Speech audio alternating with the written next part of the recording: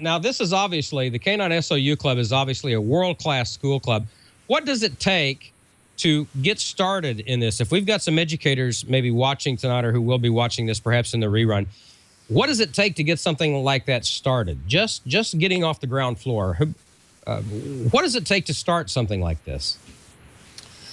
Well, there's a lot of ways that you can start this. I mean, I know clubs that have done this totally independent of school, and then there's people who have done it in school. But in a school situation, it really, really helps to have somebody there on staff that the kids can make contact with, even if it's not a ham.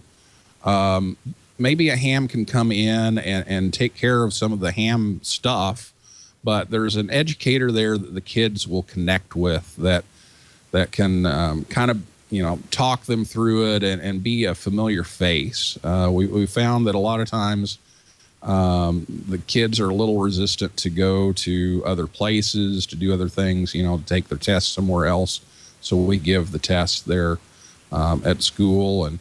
And a lot of times the emphasis really doesn't need to be on licensing to start with. I think that's probably the number one thing that I hear from Carol Perry and from others that have done this for longer than I have, that you don't start out, hey, this is a great thing, let's study for another test.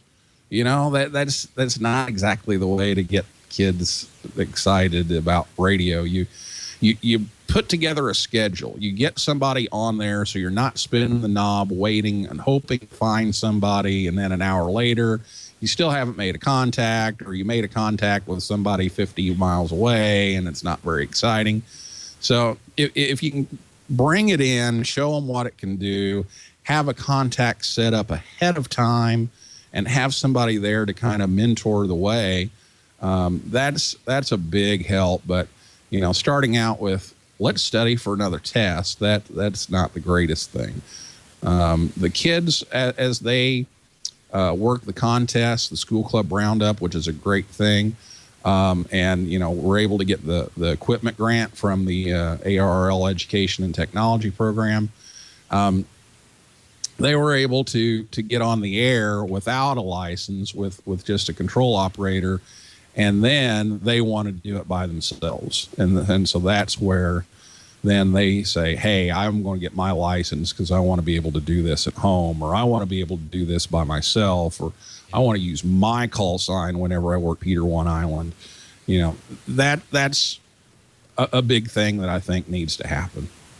So I guess that's probably the first place that if an educator wants to find out more information is go to the ARRL, to their education department. I forget exactly what it's called now. You just mentioned it, but it's not in front of me. But that's probably the first place that or a great place to start, I would think, for a resource. Oh yeah. They have a discussion board. They have resources online, and like I said, the equipment program, provided a radio, an antenna, feed line, power supply, everything you could think of, and right. Over the years we've added to that, and we've done an equipment loan program so our kids can take home a radio. We even have a couple of HF rigs now that people have donated, and they can take the rig home and use it until they graduate or they get one of their own.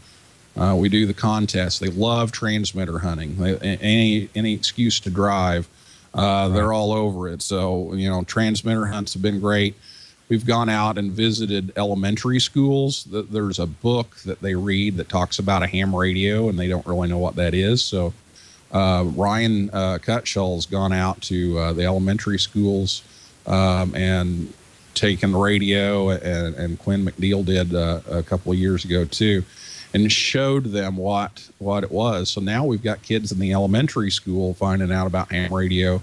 So by the time they get to the high school, they already know a little bit about it. So it gets their interest up.